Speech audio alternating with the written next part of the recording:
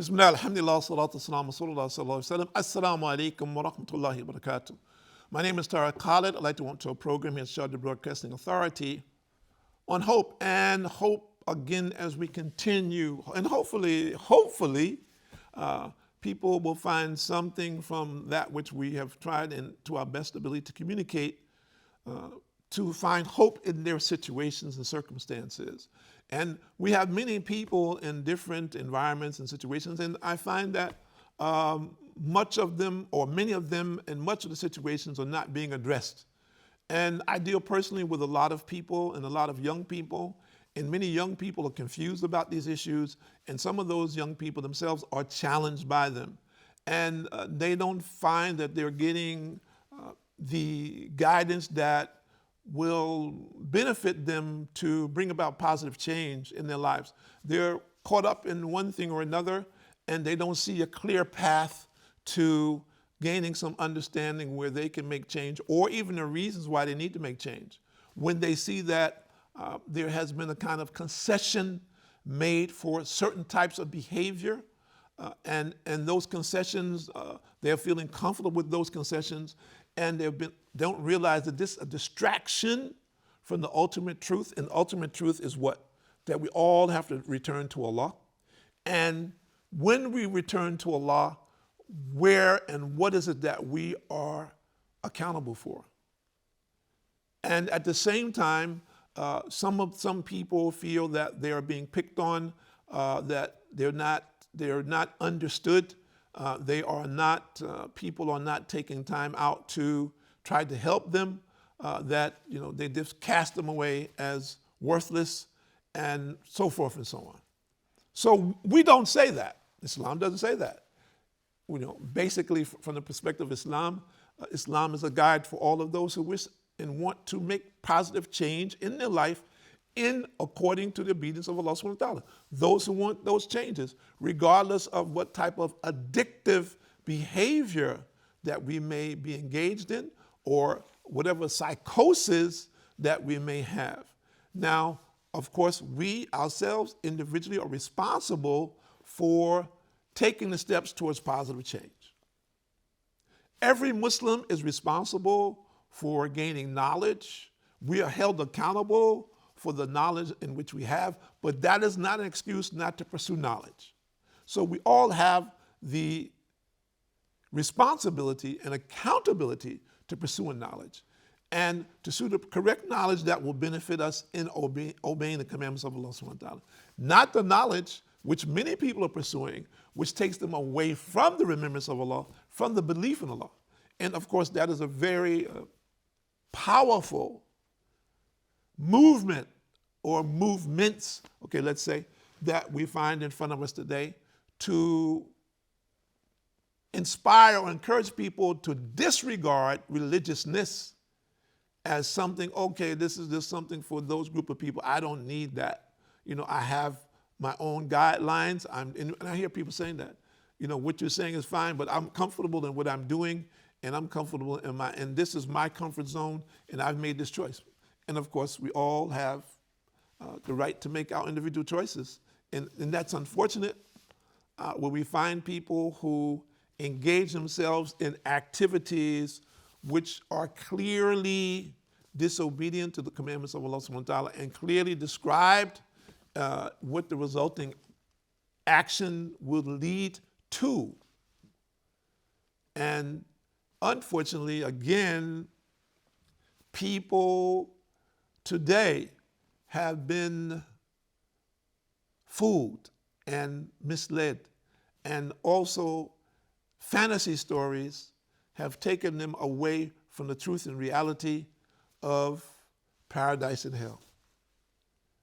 Unfortunately, in this, we see the potential of this actually growing as they develop the future sciences that they are talking about, and this based on what they already have, where they can create this fake world where people can just, put on some glasses and be, in whatever world they want to be in. We already see this, and we've seen this, at least I've seen it in my lifetime, grow through drugs and alcohol.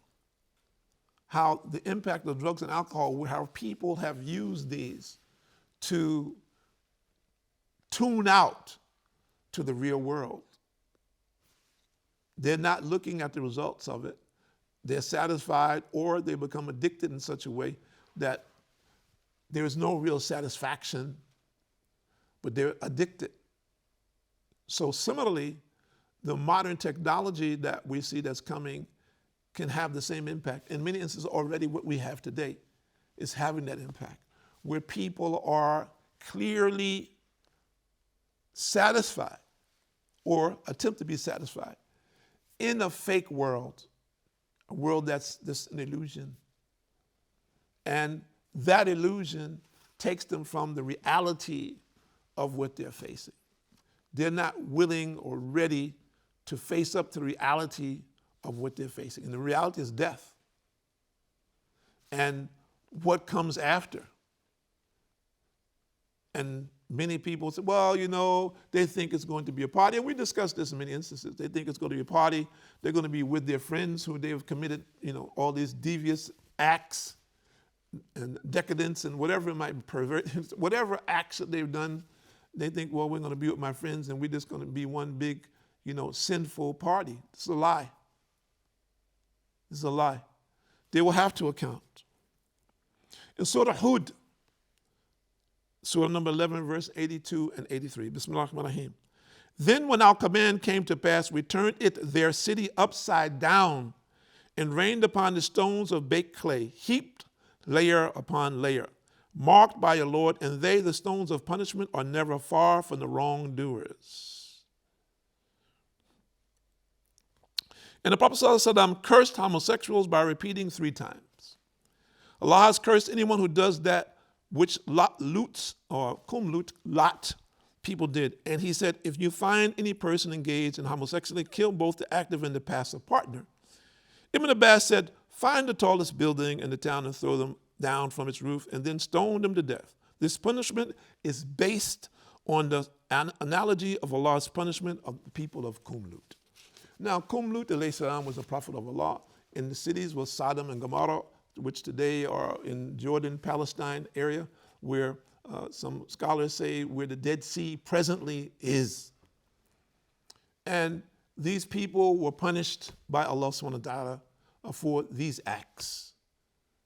Now, we need to look at this. In today's world, people have all kinds of persuasions in relationship to the acts of homosexuality, whether it's lesbianism or male on male or female on female or a mixture thereof, whatever that may be. And it's clear the position of Islam about these things. And many people attack Islamic position where Muslims themselves become tongue-tied and be afraid to communicate about it. And it's very interesting because it is not distinguished from the prophets of old and what we find the habits of people in past generations and past times who were not Muslim in relationship to people who were engaged in these acts. Today, we're in a time of liberalism, and that's not the first time where there have been very liberal societies who call and support actions which are outside of the guidelines which Allah subhanahu wa ta'ala commanded mankind to follow, and which he sent the prophets and messengers to clearly guide the people of their era to what you should do, what you should not do. This 2023 is no different and no distinction. And Islam clearly states, as you heard, what it is that a person should do and what it is that a person should not do. Now, people say, oh, you guys are too hard. You're saying that these people, that they should be killed. You're saying this, that they should be excommunicated from their society. You're saying this, that, and the other thing. And what do people miss? What are people missing when they hear these things? What we're missing is that there is hope for the person who finds himself engaged in these activities and he or she has become lost in it due to whatever his circumstances. And the first thing that person has to do is have the intention that I know I need to change. He has to have that intention. I know I need to change. Because everything starts with intention. I know that this act is something which Allah is not pleased with. If you're not ready for that, if you're not ready to submit yourself to Allah, if you don't realize that your actions, and that goes with any action which is in conflict with the commandments of Allah subhanahu wa ta'ala, then you have to go back to gain the proper knowledge to know what is forbidden and what is lawful. Regardless of what today is the status quo. The status quo that is given by man is not the commandment necessarily of Allah. Men are doing many things which are in conflict with the laws of Allah, and they have always done. It's not new. It is, the prophets came. Some of the prophets of Allah were actually killed by people, and others totally disobeyed.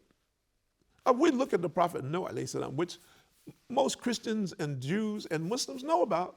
Example, it's in their books. And it says more or less that Noah came and invited his people. In the Quran, it says for 1,000 years minus 50, 950 years that he invited his people to obey the commandments of Allah. And they made fun of it and they challenged him to whatever you say, bring it. Bring whatever you say. And Allah subhanahu wa ta'ala destroyed the people of Noah. And Allah commanded him to make a ship which only had a handful of people and mostly animals. So we can see that it's not new that people are caught up in their lives and disobedient to Allah. But it is our responsibility, to the best of our ability and accountability, to inform the people who say, look, I'm looking for some ray of hope in my life. I need to change. So the first thing is to have the intention to change. And the second thing is to believe in Allah. Believe that your Lord will accept your repentance, that you repent to your Lord and worship him only, and ask him to forgive you for this sin, and to take steps.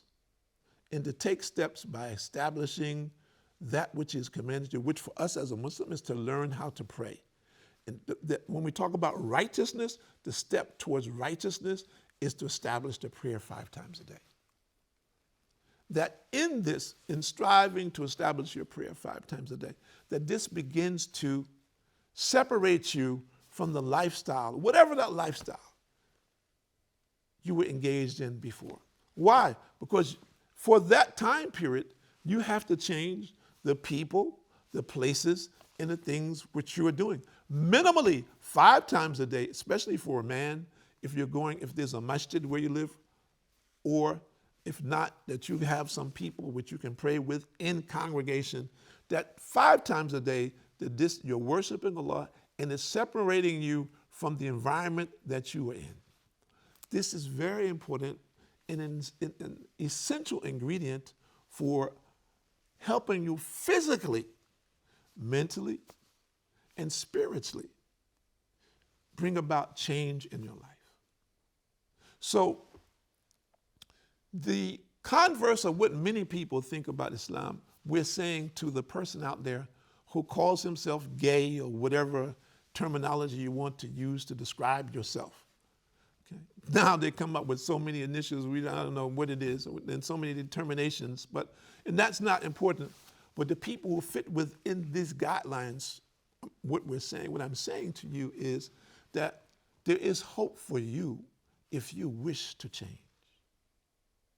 But you must have the intention to change. And that Allah offers you that opportunity. Islam offers you that opportunity to change.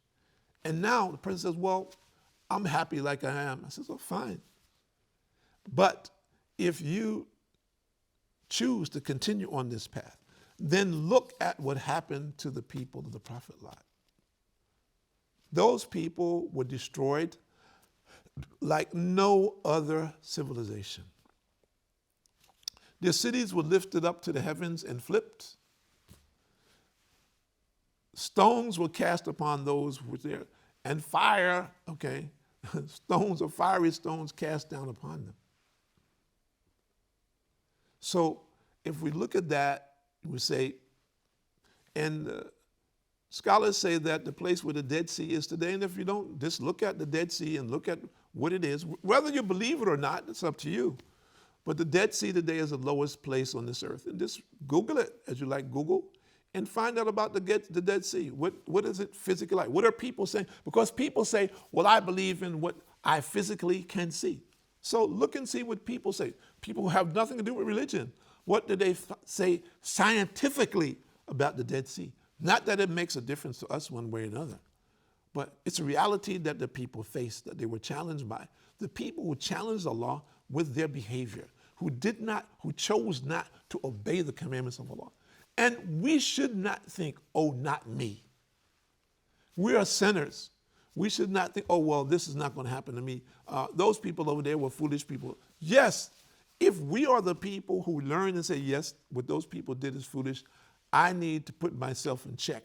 I know I have this inclination, left or right, but I need to discipline myself. So I need to be in an environment of discipline where I can discipline myself to submit to the obedience of Allah subhanahu wa ta'ala 24/7. So I need to leave that environment which is encouraging me to do those things which are disobedient and which are facilitating this behavior. But I cannot be in denial about it. I have to accept myself that this is wrong. And many people, this is the issue. They're in denial. Oh, no, there's nothing wrong with it. Oh, I was born this way. Oh, this. They're not dealing with the reality. They're not dealing with reality. They're not coming to the real base of their situation, the causes of why we are what we are today, and we begin to look at viable solutions to positive change as opposed to succumbing to our desires, where I have become comfortable in this environment. This environment, what we're talking about, is an environment of hellfire. And the worst place in hellfire forever. So this is what we're saying to people. You have an opportunity now. If you're hearing, if you know somebody, you have an opportunity to convey the message to him. You can change. There is hope, but you have to take the steps and make the effort. My name is Tariq Khalid. I'd like to thank you for joining us here at Sharjah Broadcasting Authority on hope. And today we're saying hope is for the person who maybe he himself calls himself the lowest of the low. Other people look at him like that. But there's always hope if he's willing to turn to Allah subhanahu wa ta'ala and repent and strive to change his life. Barakallahu feekum. Assalamu alaikum wa rahmatullahi wa barakatuh.